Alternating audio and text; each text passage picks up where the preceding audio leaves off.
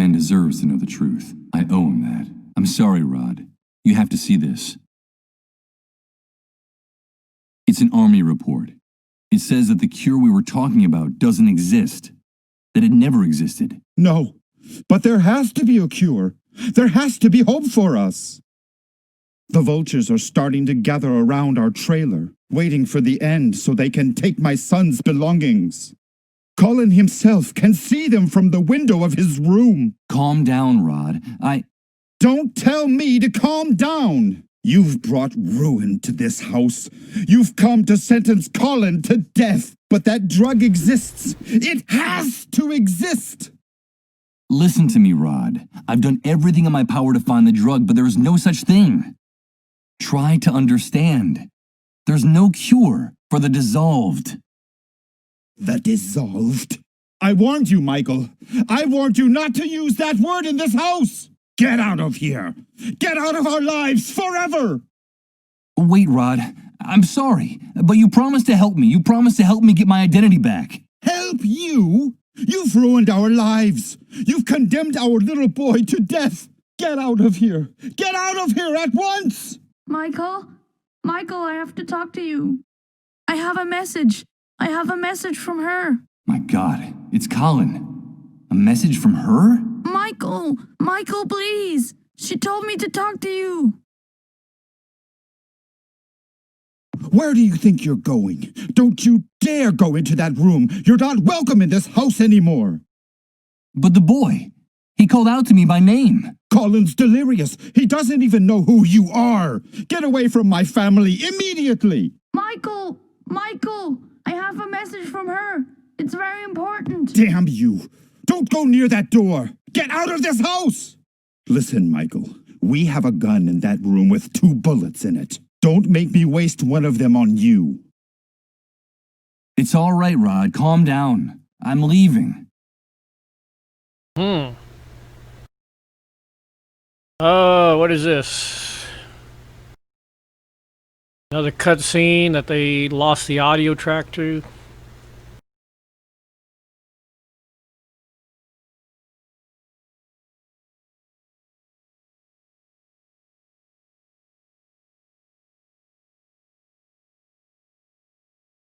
He'd rather burn the belongings than let anyone have it. Amidst these flames, Colin's belongings are ceasing to exist. His clothes, his books, his toys, they're going up in smoke, just like poor Rod's sanity. It seems that the new world has gotten the better of him. Even if there was something inside there that could interest me, jeez, that bonfire is too hot to touch. Okay, well, I think we need to go talk to the hunter.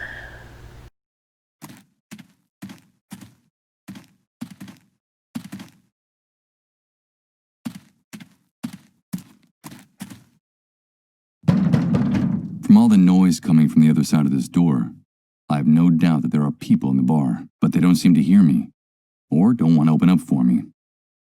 Dozens of drums stacked chaotically. They belong to the hunter, which would suggest that they can't contain anything remotely legal. Electrical cable.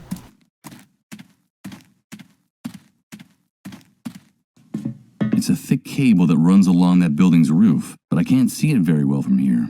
It's too high. What do we got in here?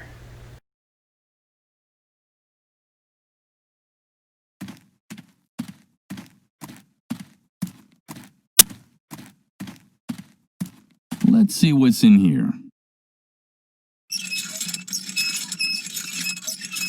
There's nothing coming out of the hole. Whatever's in this drum must be solid.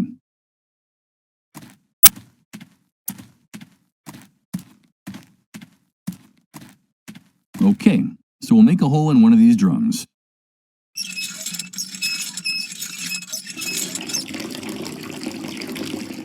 Blah. This must be the poisonous concoction they serve as a beverage in the bar. The drum is already empty enough. I think I can now get rid of this old hand drill. I doubt I'll be using it again. Okay. With its contents spilled all over the ground, the punctured drum doesn't seem so heavy anymore.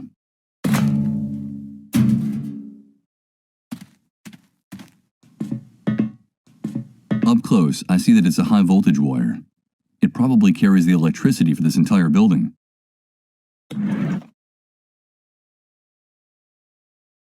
This is the only way I can think of to draw those thugs out of their den. What the hell is going on now? Another power failure. Go figure, nothing works in this damn camp. This damn sewer is gonna be the end of us. Everything's okay. Calm down and shut your mouth. You, light some candles. Get us some light in here. And you, come with me and take a look. It would be better if they didn't see me around here. Hey, look! The main cable is broken. How could that have happened? I don't know, maybe the wind or a bird. Bunch of idiots. The cable's cut. This was sabotage. Yep, and here are the tools he used to do it. Gloves and a pair of bolt cutters. Damn it. I can kiss that stuff goodbye. Sabotage? Someone sabotaged us? Who would dare? I haven't the faintest idea.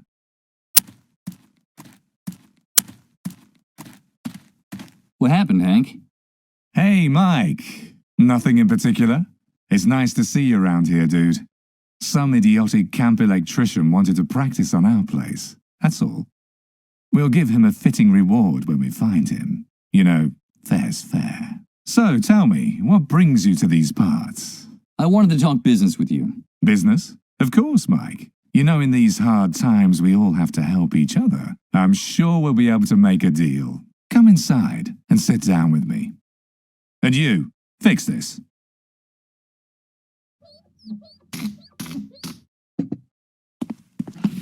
All right, dude. Fix it pretty You quick. told me you wanted to talk business. So, here we are. Shoot. The last time I was here, you told me that you could get anything. I need some batteries. Of course, Mike. You know that I like you. I know one of our kind when I see one. I want to help you. I really do. But you know, in today's world, everything has a price. Things have gotten very ugly. How much is it going to cost me? Save your cash for those poor devils out there. I can see the future, dude. I can smell it and touch it. And that stupid paper will be worthless in a very, very short time. So what is it you want in exchange? The only liquid asset still worth anything in this new world, Mike. Fuel. Bring me gasoline, oil, kerosene, anything that can make a motor or generator run, dude. These are dark days, and people need light. We want to bring it to them. You bring me the fuel, and the batteries are yours. It's obvious that I don't have anything like that on me. Then I'm sorry to have to tell you this, dude. No fuel, no deal. But you're a smart guy. I'm sure you'll figure out some way to make me happy. I just talked to your men. Those maggots who are prostituting Rose. Your business dealings turn my stomach. Watch your mouth in my house, you damn prig. Because you're insulting me in front of my people. And this is not the first time. That poor girl is disturbed. She has the mind of a child. What you guys are doing isn't right. Do you want to talk about justice, dude? About that objective, impartial, blind lady with the scales? It's funny that you're the one bringing up that blindfolded whore. And wasn't it you who paid handsomely for some time alone with that little mouse? So, did you have a good time with her, Mike? And tell me, what are those blood stains on your shirt? I suppose my informants are mistaken, and that blood is unrelated to the disappearance of a certain preacher in this city. Michael, did you treat him justly? Now, who the hell do you think you are, handing out lessons in morality to anyone, dude? But how do you know? Oh, wait, there's an explanation for all that. Of course, there's an explanation, and it's very simple. You gotta do what you gotta do. But don't you worry, Mike. I see everything, but your secrets are safe with me. I like you, dude, because deep down, you and I are much more alike than you think. Our true nature is coming out in all its glory in this new world. You just need the courage to act on it. You're wrong. I'm not like you. I hope for your sake that you're the one who's wrong, dude. You're a predator. I can tell. Don't make the mistake of turning into a lamb. because you already know how that could turn out. And when it comes to Rose, let me tell you that she has every right in the world to defend herself. That's the magnificence of this new world. It's given us absolute freedom to assume our true roles. Rose, just like the rest of us, has to decide if she's a lion or a lamb. Ain't it grand, dude? It's only now that we're truly free to choose. But don't get me wrong, the right to defend herself is hers, and hers alone. So be careful with the heroic gestures, Mike. You touch a single hair on the head of any of my men to defend that little mouse, and I'll rip your skin off, one strip at a time. They're friends of mine. Got it? Yes. You've made yourself perfectly clear. You won't have to tell me again. It sounds like Hank is trying to explain that he who lives in glass houses shouldn't throw stones. That horrible music is drilling into my eardrums. Why do you always play the same song over and over again? You're lucky we're friends, Mike. Otherwise, I would have pounded your nose into your skull. That was my late father's favorite song. He was an apostle of the new world, a visionary. Apostle of the New World? That's right, Mike. An evangelist. A prophet. I hated that old bastard for years. As a boy, the beatings he gave me made me tremble at the sound of his voice, of his boots, of his belt. When I was just a kid, he forced us to live in the forest for days on end. Those were his survival classes, he said. I still have scars from those years. We were all delighted when they found the remains of his body burnt to a crisp in a car, clutching his flask of whiskey like a baby's bottle. It's only now I understand. Understand? What? What my father was trying to do. His commitment to making us strong. He was a visionary. He knew that hard times were coming. He never stopped repeating that. And he prepared us for them. That hell that buried me alive in the old and decadent world gave me wings in this new world. And let me be reborn, cleansed and purified. I don't care if the Great Wave was the work of God or the devil, Mike. I only know that one of them has been very good to me. My father's prophecy came true. And the new world has put all of us in our rightful place. Yeah, I haven't the slightest doubt. I should be going now. Okay, Mike, whatever you say. Remember, get me fuel and you'll have your batteries. Sounds like his...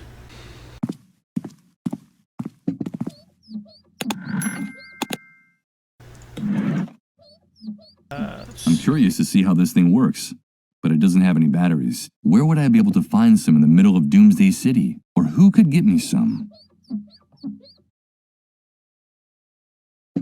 I think this object is too useful to give away. I'll make better use of it, I'm sure of that. Besides, this contraption doesn't have any batteries. let's see, what else?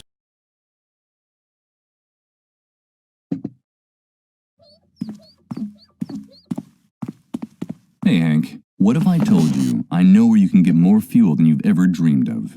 Don't call me that again, dude. Like I told you, that man died in the Great Wave. But you have aroused my curiosity. So, where is this place? Information like that is well worth the batteries you need.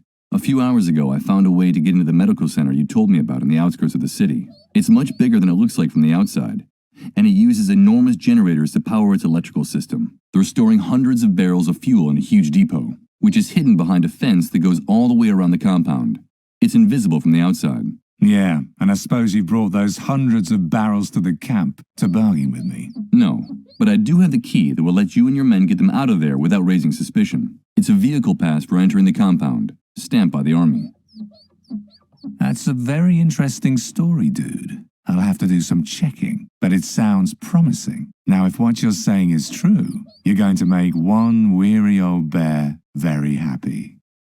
But if you're lying, I'll find you wherever you try to hide, and I'll maul you with my paws right on the spot. So you'll give me the batteries in exchange for the ID? Deal. The ID is now mine. Here are the batteries you asked for. I now have a battery! Yay! Alright, let's put the batteries in the GPS. Okay, let's see if this device still works. Huh, it works, but what do we have here? It's a list with hundreds of names, places, and addresses, and a map of the city. Cool.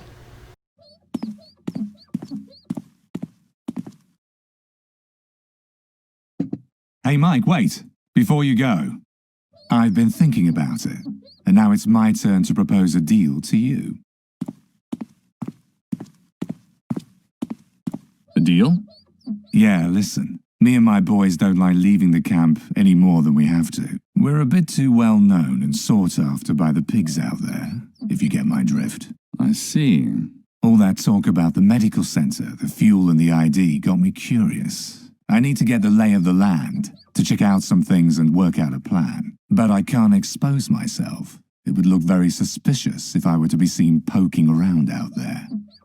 Of course. And what do you need from me?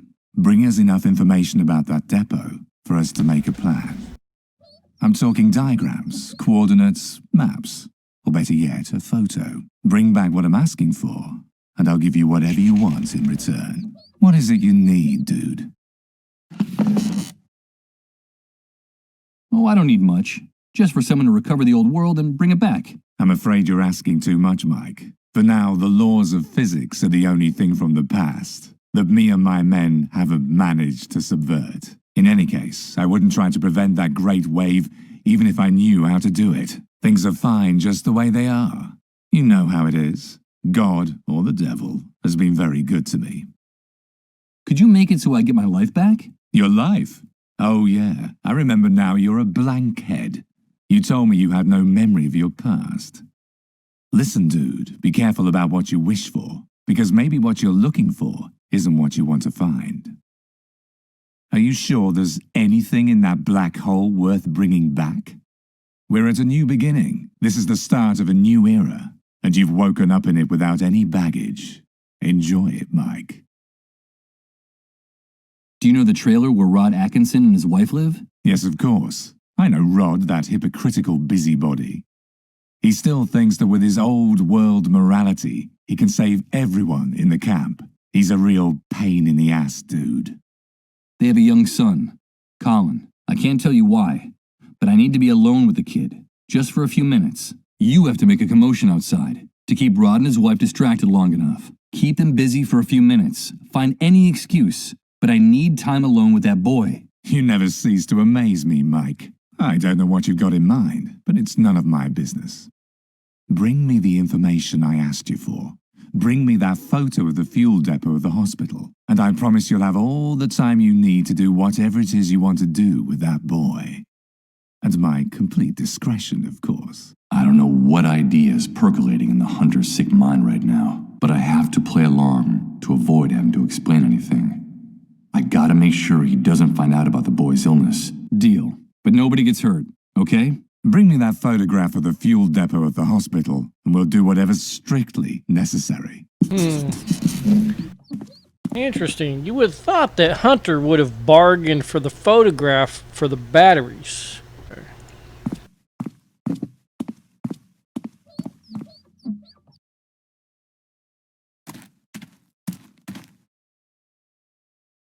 Let's see. Okay, let's enter the address shown on the card from Beechwood Oracle, 24 Mametz Wood Street. The map shows me a place near downtown. Let's go have a look. Act 3, Oracles and Ashes. Alright. Peace and skinny. Hey you! What are you doing here? Didn't you hear the curfew warning? Relax. Look at his wrist. He's got a mole bracelet. So you're one of those domesticated rats? You people disgust me. At least the rest of the worms at the camp have some dignity. But you guys, the moles, you're nothing more than a pack of treacherous stool pigeons. No doubt, I have a great paragon of dignity before me. My hatred for these pigs.